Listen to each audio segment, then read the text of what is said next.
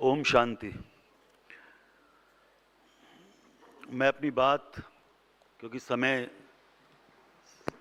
7 minute का है, आपके समक्ष रखूंगा। उससे पहले मंच पर विराजमान सभी महान विभूतियों को मैं नमन करता हूं, प्रणाम करता हूं।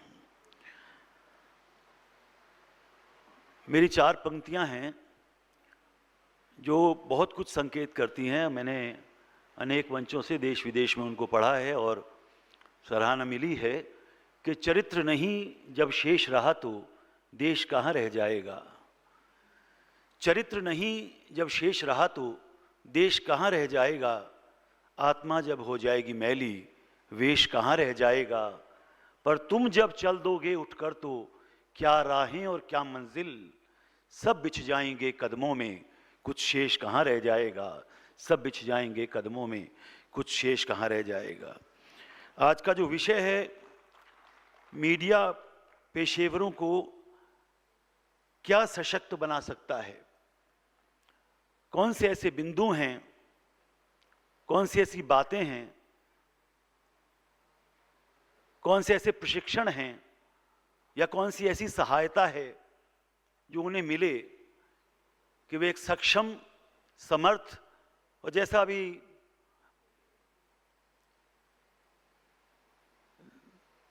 हमारे मुझसे पूर्व वक्ता कह रही थी कि सकारात्मकता बहुत महत्वपूर्ण है और वो झलकती है रचनात्मकता में। अगर आप सकारात्मक हैं तो आपकी रचनात्मक शक्तियां आपको एक नए मुकाम तक ले जाती हैं, एक नई ऊंचाई तक ले जाती हैं। इस विषय को अगर मैं देखता हूं तो देखता हूं कि एक तो व्यक्तिगत स्तर पर जो मीडिया प्रोफेशनल या हैं या आने वाले हैं भविष्य में, वो क्या कर सकते हैं या जिन मीडिया समूहों में वो काम कर रहे हैं उन मीडिया समूहों की क्या भूमिका है उनको सशक्त बनाने में।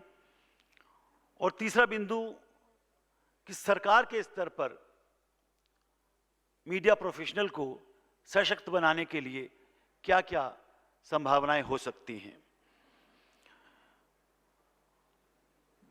मेरा नाम विवेक है, तो कभी कभी हम बात करते हैं, जब बच्चों से इंटरेक्शन करते हैं, कि बुद्धि तो सभी में होती है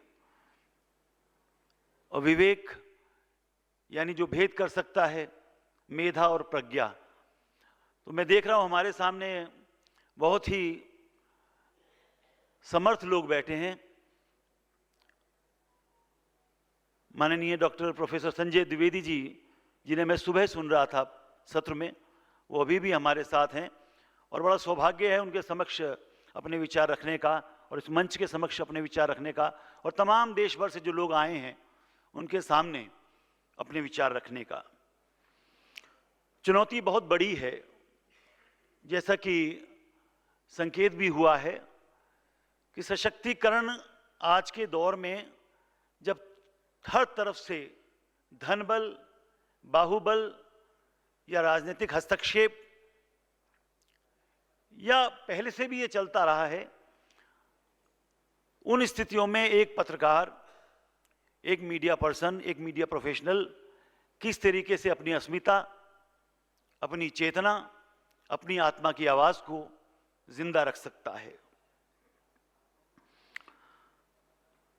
मुझे लगता है कि सबसे पहले तो जो लोग इस क्षेत्र में आना चाहते हैं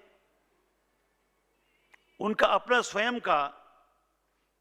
अपने स्वयं से जो शपथ वो लेते हैं कि मैं इस क्षेत्र में जाऊंगा, तो उनका स्वयं का चरित्र यानी उनकी कथनी और करनी में एक संवेद स्वर होना चाहिए, एक मिलीजुली बात होनी चाहिए। ऐसा ना हो कि वो बातें तो आदर्शों की करें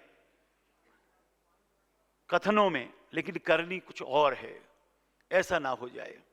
तो सबसे पहले तो जो लोग आ रहे हैं या जो लोग काम कर रहे हैं उन्हें ये सोचना होगा कि पारदर्शिता रखनी है काम में, व्यक्तित्व में, लेखन में, और जो वो दुनिया तक पहुंचाना चाहते हैं उसके बारे में।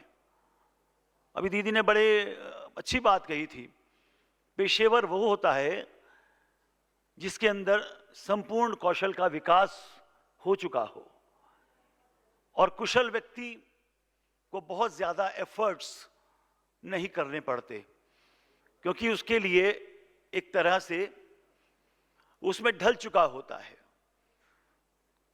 तो कौशल का विकास बहुत महत्वपूर्ण है, और ये जो विकास होता है, मुझे लगता है माखनलाल चतुर्वेदी विश्वविद्यालय में हमारे आदरणीय संजय जी पढ़ाते हैं।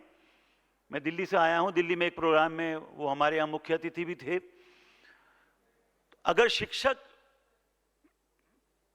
अच्छे हैं, ज्ञानवान हैं, गुणवान हैं, चारित्रिक रूप से सबल हैं, तो निश्चित रूप से उनकी छवि, उनके लक्षण, उनका प्रभाव उनके शिष्यों में दिखेगा। और दूसरी बात और है कि इस रैट रेस में जो चूहा दौड़ आज पैसे के पीछे चल रही है, उस दौड़ में कैसे छात्र मीडिया संस्थान में आ रहे हैं पत्रकार बनने के लिए, वो भी बहुत महत्वपूर्ण है। कहीं ऐसा तो नहीं है कि कुछ संस्थानों को छोड़कर बाकी जगह, जैसा कि हम विचार भी करते हैं, थोड़ा संकट है। जो प्रतिष्ठित हैं वो तो प्रतिष्ठित हैं, लेकिन और जगह से जो छात्र आते हैं या जो व्यक्तित्व निकल कर आ रहे हैं, वो क्या उतने समर्थ हैं या नहीं हैं, ये मैं फैसला मैं आप पर छोड़ता हूं। सशक्त बनने के लिए कुछ प्रतिमानों का पालन करना पड़ता है, कुछ प्रतिमान गढ़ने पड़ते हैं, कुछ प्रतिमान स्थापित करने पड़ते हैं, और कुछ प्रतिमानों का पालन करना पड़ता है। तो कोई भी क्षेत्र हो, आप अगर प्रतिमान गढ़ना चाहते हैं, पालन करना चाहते हैं, तो अपने मन को, और एक हम जिसे कहते हैं एप्टीट्यूड, आमतौर पर रुचि कह देते हैं, इंटरेस्ट, लेकिन अभिरुचि क्या है? अगर आपके अंदर अभिरुचि है उस विषय के प्रति, तो निश्चित रूप से आप उस क्षेत्र में सफल होंगे, क्योंकि वो गॉड गिफ्टेड है, ईश्वर ने दिया है। अभ्यास से आप उसको और निखार सकते हैं, लेकिन रुचियां तो परिवर्तनशील हैं। अभिरुचि कुदरती है आपके पास, तो अभिरुचि है या नहीं है आपके अंदर, और जो आपकी एबिलिटीज हैं, कभी कभी हम क्षमता और योग्यता को बराबर रख देते हैं। शारीरिक क्षमता और मानसिक योग्यता दोनों को अगर हम लेके चलें, तो हमें समझना पड़ेगा कि जिस फील्ड में हम जा रहे हैं, उस फील्ड में कितनी हमें शक्ति चाहिए, शारीरिक श्रम कितना होगा और बौद्धिक श्रम कितना होगा, उसके लिए हमें तैयार होना पड़ेगा, तभी हम सशक्त हो सकते हैं। पत्रकारिता जगत की चुनौतियों को हमें जानना समझना होगा, और सबसे बड़ी बात कि आपके अंदर सत्य के प्रति प्रतिबद्धता है या नहीं है। अगर आपके अंदर सत्य के प्रति प्रतिबद्धता है, तो निश्चित रूप से आप अपने कदमों को पीछे नहीं हटाएंगे, आगे बढ़ेंगे। और निरपेक्ष भाव से, यह भी एक प्रतिमान है कि हमें किसी के प्रति सापेक्ष नहीं होना, निरपेक्ष भाव से हमें अपना काम करेंगे, करना है तो हम निश्चित रूप से सशक्त होंगे, और हमें किसी के सामने झुकने की आवश्यकता नहीं होगी। बिना भय के, बिना लोभ के, बिना लालच के हमें सत्य का उद्घाटन करना होगा, तो हम सशक्त होंगे और उन्नति के मार्ग हमारे लिए प्रशस्त होंगे। और सबसे बड़ी बात जो हमारे देश में अंत्योदय की बात भी हुई है, प्रधानमंत्री जी की बात अभी चली, वो भी वहां से चले हैं, बिल्कुल गरीबी से उठकर प्रधानमंत्री के पद तक। तो जो वंचित वर्ग है या लोकहित है, उसकी चिंता भी पत्रकारों को करनी पड़ेगी। अगर वो समाज से कट जाएंगे तो उनका सशक्त होना मेरी नज़र में थोड़ा कठिन होगा। और जो भी रिपोर्ट्स पत्रकार प्रेषित करते हैं वो एकांगी ना हो, यानी पक्षों का, सुबह भी बात कर रहे थे कि सभी पक्षों से बात करके आप अपनी रिपोर्ट्स प्रस्तुत करें, और उसमें आकर्षक शीर्षक, उसका जिस तरीके से आप खबर प्रस्तुत कर रहे हैं, किस तरीके से वो जनमानस को प्रभावित करती है और विश्वसनीय लगती है, ये बहुत महत्वपूर्ण है। जैसे सूरज रोज सुबह निकलता है, रोशनी फैला देता है, पत्रकारों की कलम भी रोज सुबह सूरज के निकलने के साथ घर के बाहर अखबार के रूप में आती है और वो भी रोशनी फैलाती है बिना किसी भेदभाव के। जैसे सूरज फैलाता है, अगर ऐसे ही आप रोशनी फैलाएंगे तो निश्चित रूप से आप एक सशक्त पत्रकार बन सकते हैं। सरकार की भूमिका के बारे में मैं कहना चाहूँगा, छोटे और लघु जो समाचार पत्र रहे हैं उनके लिए थोड़ी दिक्कत पिछले कुछ वर्षों में है। उनके लिए प्रशिक्षण की आवश्यकता है, उनको समर्थन की आवश्यकता है। सरकार को उनका समर्थन करना चाहिए और जहां कमियां उन्हें दूर करना चाहिए। और अंत में मैं देख रहा हूं बिल्कुल समय हो गया और शिक्षक होने के नाते दिक्कत हो जाती है ना, मैं 2 पंक्तियों के साथ अपनी बात समाप्त करता हूं। बलबीर सिंह रंग की पंक्तियां हैं, आप मेरा आशय समझ जाएंगे कि पदलोलुपता और त्याग का एकाकार नहीं होने का, पदलोलुपता और त्याग का एकाकार नहीं होने का, 2 नौका पर पग रखने से सागर पार नहीं होने का, 2 नौका पर पग रखने से सागर पार नहीं होने। बहुत बहुत धन्यवाद।